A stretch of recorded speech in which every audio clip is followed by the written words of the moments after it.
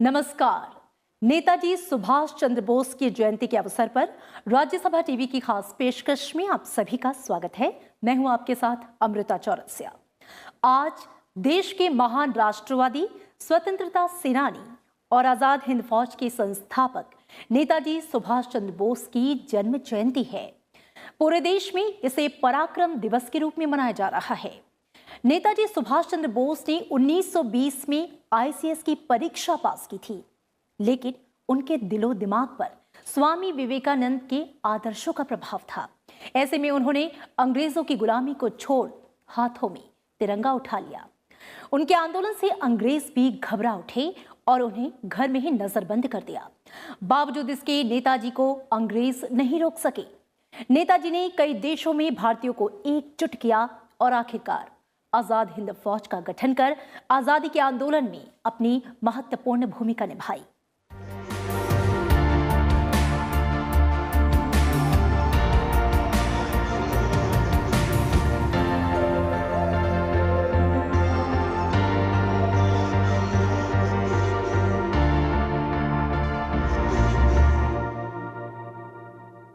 सुभाष चंद्र बोस एक ऐसी शख्सियत थे जिन्होंने देश में ही नहीं, देश के बाहर भी आजादी की लड़ाई लड़ी। राष्ट्रीय आंदोलन में नेताजी का योगदान कलम चलाने से लेकर आजाद हिंद फौज का नेतृत्व कर अंग्रेजों से लोहा लेने तक का रहा है। सुभाष चंद्र बोस ने अपने कॉलेज के शुरुआती दिनों में ही बंगाल में वो क्रांति की मशाल जलाई जिसने भारत की आजादी की लड़ाई को एक नई धार दी।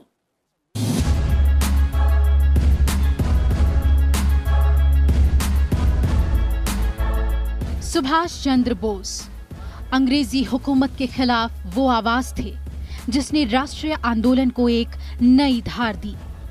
आईसीएस की नौकरी छोड़कर लंदन से भारत लौटने के बाद नेताजी की मुलाकात देशबंधु चित्तरंजन दास से हुई। उन दिनों चित्तरंजन दास ने फॉरवर्ड नाम से एक अंग्रेजी अखबार शुरू किया था और अंग्रेजों के जुल्म सितम के खिलाफ मुहिम छेड़ रखी थी। सुभाष चंद्र बोस से मिलने के बाद चित्तरंजन दास ने उन्हें फॉरवर्ड अखबार का संपादक बना दिया। नेताजी उस अखबार में ब्रिटिश साम्राज्य के खिलाफ जोर शोर से लिखकर अंग्रेजी हुकूमत के खिलाफ माहौल तैयार कर रहे थे। कलम से शुरू की गई इस मुहिम की वजह से नेताजी को साल 1921 में 6 महीने की जेल भी हुई। इतना भी छुपाने की कोशिश कर ले, एक दिन इतिहास बोलता है और बहुत जोर शोर के साथ बोलता है। और मैं ये कहूँगा कि पिछले वर्ष और इस वर्ष में नेताजी और आज़ाद हिंद फौज को जो इतिहास बोला है कि पहली बार लाल किले में झंडा फहराया जाना 21 अक्टूबर को और 75वीं वर्षगांठ मनाए जाना आज़ाद हिंद भारत की सरकार की, उस भारत की सरकार की जो अविभाजित भारत था, कोई आसान बात नहीं थी। चित्तरंजन दास के साथ स्वराज्य पार्टी के लिए काम करते हुए और उसके बाद भी नेताजी सुभाष चंद्र बोस का जेल आने जाने का सिलसिला जारी रहा। नेताजी ने साल 1928 में कलकत्ता की सड़कों पर सेना की वर्दी में 2000 भारतीय युवकों के साथ परेड कर ब्रिटिश खेमे को हिलाकर रख दिया था। 1938 में हुए हरिहरपुर अधिवेशन में नेताजी कांग्रेस के प्रमुख बनाए गए। नेताजी ने कांग्रेस को आजादी की तारीख तय करने के लिए कहा। साथ ही तय तारीख तक आजादी नहीं मिलने पर सुभाष चंद्र बोस अंग्रेजों के खिलाफ जोरदार आंदोलन छेड़ना चाहते थे, लेकिन महात्मा गांधी इसके लिए तैयार नहीं हुए। आखिरकार उन्होंने कांग्रेस से अलग होकर 1939 में फॉरवर्ड ब्लॉक की स्थापना की और अंग्रेजी साम्राज्य के खिलाफ नए सिरे से मोर्चा खोल दिया। फॉरवर्ड ब्लॉक इसलिए बनाया कि उनका नीति में विभेद था। वो अंग्रेजों से संघर्ष चाहते थे, संघर्ष होकर के इन तरीकों को बदलना चाहते थे जिन तरीकों को कांग्रेस ने अपनाया हुआ था। और वो मतभेद त्रिपुरी के बाद से उत्पन्न हो गए थे, जबकि नेताजी चुन करके त्रिपुरी में इतनी वोट से जीत के आते हैं, पट्टाभी सीताराम को हरा करके, इसको गांधी जी अपनी हार मानते हैं और फिर नेताजी कांग्रेस का अध्यक्ष का पद छोड़ते हैं। तो उसके बाद से ही बात चलती है। तो वो बार बार गांधी को ये कह रहे हैं कि मौका है, आंदोलन छोड़िए। लेकिन कुछ बंगाल को लेकर के मतभेद है। वो बंगाल में सरकार बनाना चाहते थे प्रजाकृषक पार्टी से मिलके, जिससे मुस्लिम लीग को बाहर रखा जा सके। पहले गांधी ने उसकी इजाज़त भी दे दी, बाद में गांधी ने मना कर दिया और वो सरकार नहीं बनी वहाँ पे। अगर वो सरकार उस समय बन जाती, और नेताजी ने उसी समय ये कहा था कि ये बंगाल के लिए सुसाइड है, अगर वो सरकार उस समय बन जाती तो शायद बंगाल का विभाजन इस तरीके से नहीं होता देश का। क्रांतिकारी रासबिहारी बोस से प्रभावित होकर नेताजी सुभाष चंद्र बोस ने आजादी की लड़ाई के लिए विदेशी मदद जुटाने की ठान ली थी। कलकत्ता में पुलिस की नजरबंदी को चकमा देकर सुभाष बाबू काबुल के रास्ते जर्मनी पहुंचे। जर्मनी में उनकी मुलाकात हिटलर से हुई, जिसने ब्रिटिश हुकूमत को कमजोर करने के लिए नेताजी को हर संभव मदद मुहैया कराने का वादा किया। नेताजी का ये विश्वास था कि भारत की आजादी तभी संभव है जब ब्रिटेन पर विश्व युद्ध के वक्त ही निशाना साधा जाए। इसी कड़ी में उन्होंने इटली और जर्मनी में कैद भारतीय युद्ध बंदियों को आजाद करवाकर एक मुक्ति सेना भी बनाई। कलकत्ता से निकल करके पेशावर तक जाना, और फिर पेशावर से आगे की आप समझ सकते हैं, आज के ज़माने में जर्नी नहीं होती कि पहले कार से जाना, फिर टट्टू पे बैठ के जाना, फिर पैदल जाना, फिर दोबारा ट्रक से जाना, और जलालाबाद होते हुए फिर काबुल पहुंचना, और वो भी उस समय पठान बन करके फिर काबुल में रहना, और फिर काबुल से निकल के बर्लिन तक जाना। मॉस्को बर्लिन की यात्रा तो हवाई जहाज से की, लेकिन उससे पहले की तमाम ये हिंदू कुश को पार करते हुए गाड़ी से यात्रा, दो जर्मन अफसर थे उनके साथ में, लुफ्तांसा के, और फिर वहाँ से समरकंद से निकल के और मॉस्को तक 600 किलोमीटर की दूरी उस ठंड के अंदर मॉस्को की, उसमें उसको जाकर के करना कोई आसान काम नहीं था। साल 1943 में नेताजी जब जापान पहुंचे, तब उन्हें कैप्टन मोहन सिंह द्वारा स्थापित आजाद हिंद फौज का नेतृत्व करने की जिम्मेदारी दी गई। उनका चुनाव खुद रासबिहारी बोस ने ही किया था। आजाद हिंद फौज ने साल 1944 की फरवरी में ब्रिटिश सेना पर हमला कर दिया। पलेल और तिहिम समेत कई भारतीय प्रदेशों को अंग्रेजों से मुक्त करा दिया था।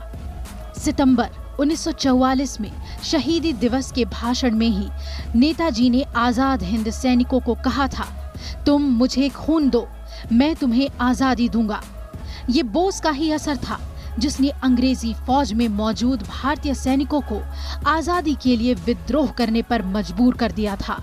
Bureau report, Rajya Sabha TV. Netaji Subhash Chandra Bose ने 21 अक्टूबर 1943 को सिंगापुर में आजाद हिंद सरकार की स्थापना की। उस वक्त भारत पर अंग्रेजों का राज था। नेताजी ने आजाद हिंद सरकार की स्थापना के साथ ही ये साफ कर दिया कि भारत में अंग्रेजों का कोई अस्तित्व नहीं है और भारतवासी अपनी सरकार चलाने में पूरी तरह से सक्षम हैं। आजाद हिंद सरकार के बनने से आजादी की लड़ाई में एक नए जोश का संचार हुआ।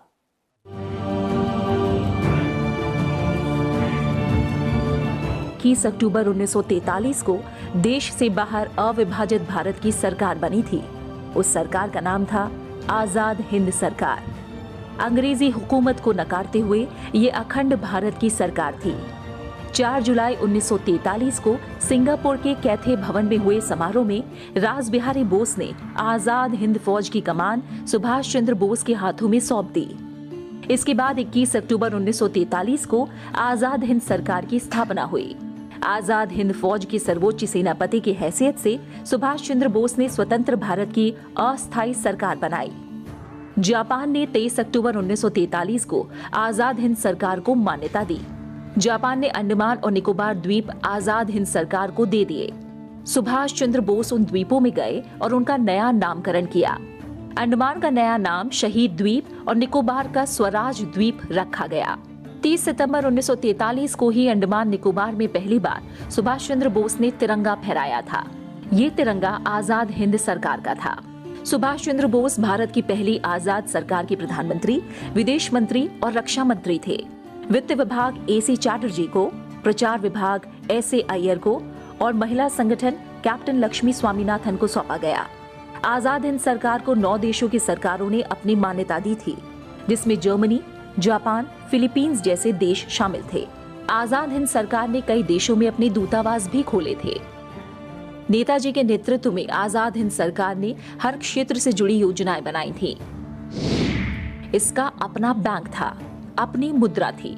अपना डाक टिकट और अपना गुप्तचर तंत्र था। नेताजी ने देश के बाहर रहकर सीमित संसाधनों के साथ शक्तिशाली साम्राज्य के खिलाफ व्यापक तंत्र विकसित किया। नेताजी सुभाष चंद्र बोस ने बैंक और स्वाधीन भारत के लिए अपनी मुद्रा के निर्माण के आदेश दिए। आजाद हिंद सरकार की अपनी बैंक थी, जिसका नाम आजाद हिंद बैंक था। आजाद हिंद बैंक ने 10 रुपए के सिक्के से लेकर 1 लाख रुपए का नोट जारी किया था। 1 लाख रुपए के नोट पर सुभाष चंद्र बोस की तस्वीर छपी थी।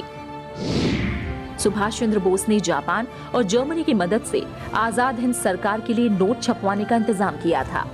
जर्मनी ने आजाद हिंद सरकार के लिए कई डाक टिकट जारी किए थे, जिन्हें आजाद डाक टिकट कहा जाता है।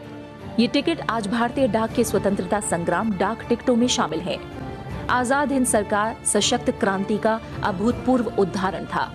नेताजी सुभाष चंद्र बोस ने अंग्रेजी हुकूमत यानी एक ऐसी सरकार के खिलाफ लोगों को एकजुट किया जिसका सूरज कभी अस्त नहीं होता था, दुनिया के एक बड़े हिस्से में जिसका शासन था।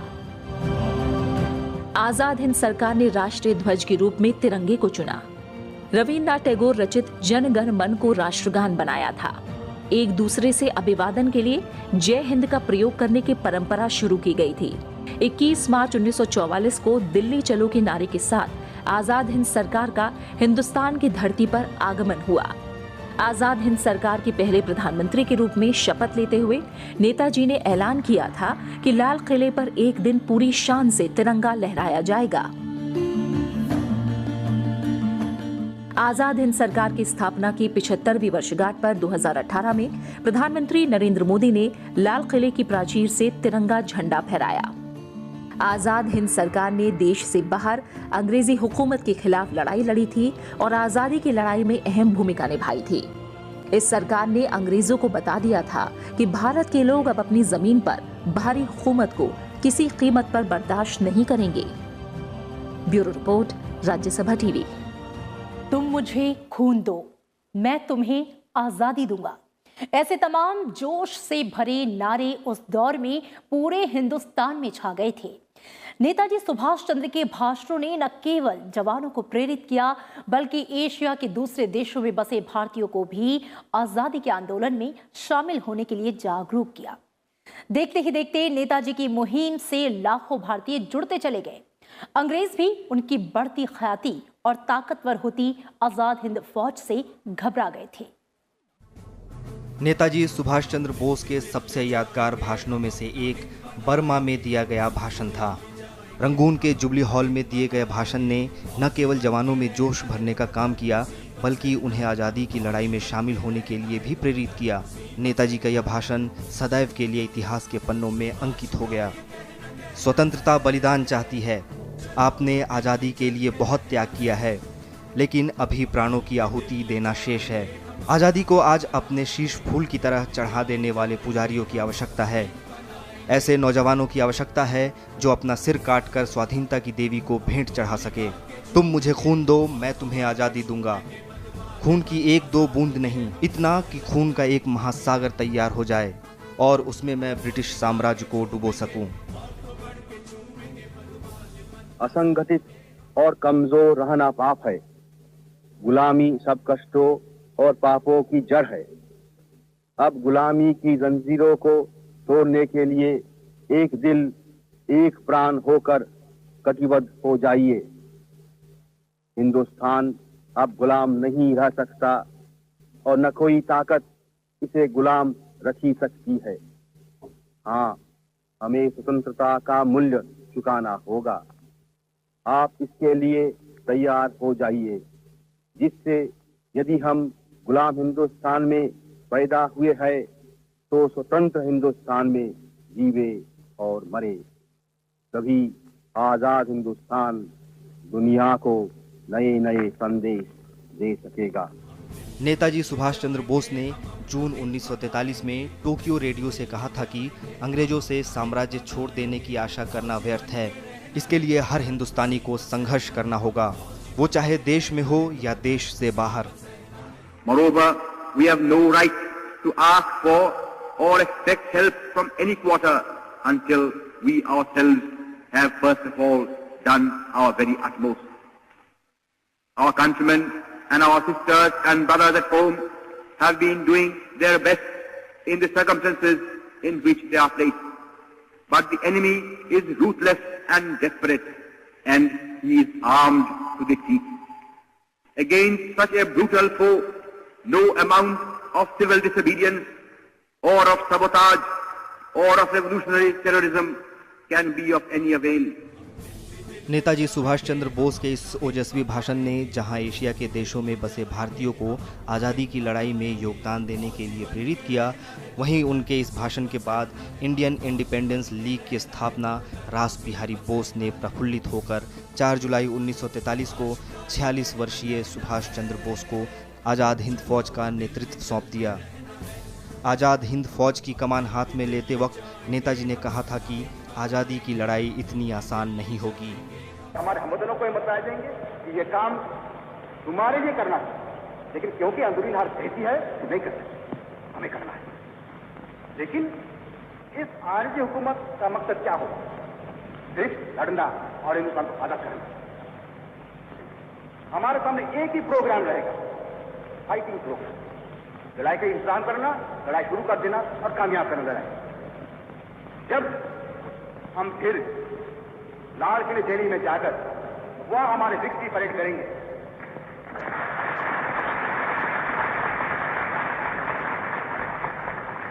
यह रास्ता सीधा है। हमें अपना खून बहाना है, हमें कुर्बानी उठाना है, सब रुकावटें का सामना करना है, आखिर में कामयाब होंगे।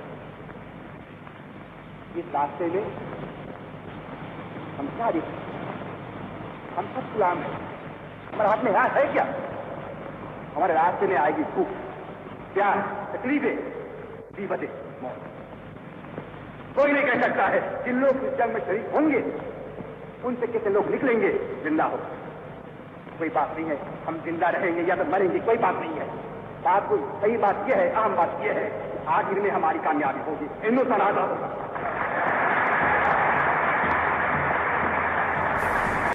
5 जुलाई 1943 को सिंगापुर के टाउन हॉल के सामने नेताजी सुभाष चंद्र बोस ने आज़ाद हिंद फौज के सुप्रीम कमांडर के रूप में सेना को संबोधित करते हुए दिल्ली चलो का नारा दिया। नेताजी ने कहा कि हमारा दुश्मन बहुत क्रूर है, ऐसे में हमें मिलकर लड़ना होगा। Our countrymen and our sisters and brothers at home have been doing their best in the circumstances in which they are placed. But the enemy is ruthless and desperate, and he is armed to the teeth. Against such a brutal foe, no amount of civil disobedience or of sabotage or of revolutionary terrorism can be of any avail. If therefore we want to expel British power from India, we have to fight the enemy with his own weapons. The enemy has already drawn the sword. He must therefore be fought with the sword. But it is not possible for our countrymen at home to organize an armed revolution and to fight the British army of occupation with modern arms. This is a task which must therefore devolve on Indians living abroad, and particularly on Indians living in East Asia. Friends, if you compare the history of our national struggle with histories of similar struggles in other parts of the world, you will realize that we in India have lacked one thing and one thing alone. We lack the strength and organization whereby we can meet force with force.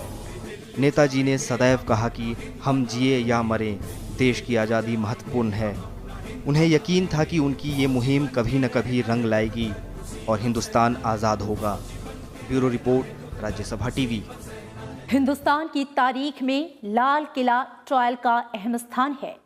Lal Qila trial के नाम से प्रसिद्ध आजाद हिंद फौज के ऐतिहासिक मुकदमे के दौरान उठे नारे, लाल किले से आई आवाज, सहगल, ढिल्लन, शहनवाज ने उस समय हिंदुस्तान की आजादी के हक के लिए लड़ रहे लाखों नौजवानों को एक सूत्र में बांध दिया था। मुकदमे के दौरान पूरे देश में देशभक्ति का ज्वार सा उठ गया था। 15 नवंबर 1945 से 31 दिसंबर 1945 तक चला यह मुकदमा आजादी के संघर्ष में टर्निंग पॉइंट था। यह मुकदमा कई मोर्चों पर हिंदुस्तानी एकता को मजबूत करने वाला साबित हुआ। लाल किले से आई आवाज, सहगल, ढिल्लन, शहनवाज। ये वही नारा था जिसने 1945 में देश की आजादी के लिए लड़ रहे क्रांतिकारियों को एक सूत्र में बांधा। ये नारा उठा था रेड फोर्ट ट्रायल के दौरान। दरअसल red fort trial Azad Hind फौज के 3 सैन्य अधिकारियों के खिलाफ चलाए गए मुकदमे से जुड़ा है, जिसकी सुनवाई नवंबर 1945 से जनवरी 1946 तक दिल्ली के लाल किले में हुई और जिस वक्त इंडियन नेशनल आर्मी के कर्नल प्रेम सहगल, कर्नल गुरुबख्श सिंह ढिल्लन और मेजर जनरल शहनवाज खान पर एक साथ मुकदमा चल रहा होता था, तब बाहर सड़कों पर मौजूद देश के नौजवान यही नारा लगाते थे। ये मुकदमा कई मोर्चों पर देशवासियों की एकता को मजबूत करने वाला साबित हुआ। आजाद हिंद फौज के 10 मुकदमों में रेड फोर्ट ट्रायल पहला मुकदमा था, जिसमें आजाद हिंद फौज के सैन्य अधिकारियों के खिलाफ अंग्रेजी हुकूमत ने बगावत करने और हत्या करने का मुकदमा चलाया था। ये मुकदमा देश में कौमी एकता की मिसाल भी बना, क्योंकि जिन अधिकारियों के खिलाफ ये मुकदमा चलाया गया वो तीनों ही अलग कौम से थे, लेकिन तीनों ने कांग्रेस की बनाई डिफेंस टीम को ही अपनी पैरवी करने के लिए चुना था, जबकि जनरल शहनवाज को मुस्लिम लीग और कर्नल ढिल्लन को अकाली दल ने अपनी ओर से केस लड़ने की पेशकश की थी।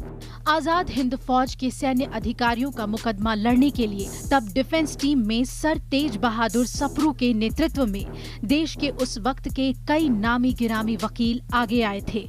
इस दौरान हर तरफ देशभक्ति का माहौल पैदा हो गया था।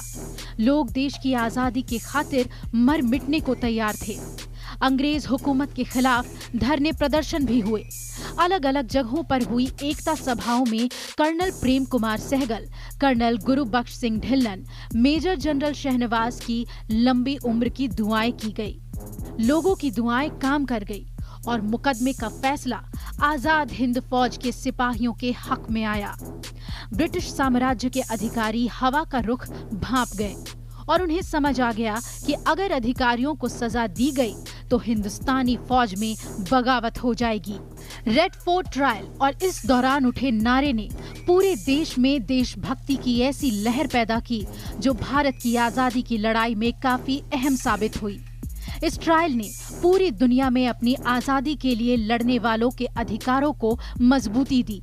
सहगल, ढिल्लन और शहनवाज के अलावा आजाद हिंद फौज के अनेक सिपाही जो अलग अलग जगहों पर गिरफ्तार हुए थे और जिन पर सैकड़ों मुकदमे चल रहे थे, उन सभी को रिहा किया गया।